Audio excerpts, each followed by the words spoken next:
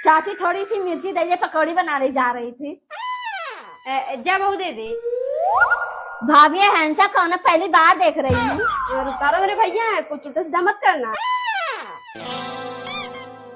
ले रुतारा। ये रुतारा पता नहीं क्या करने लगी इतनी देर तक। दीदी वो जहाँ जाती है ऐसे ही डूब जाती है।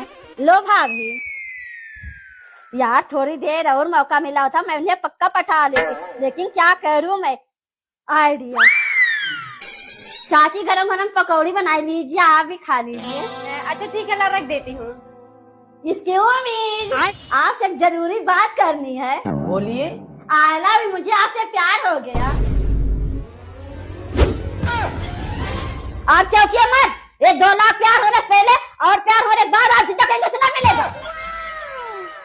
आई लव यू टू बेबी।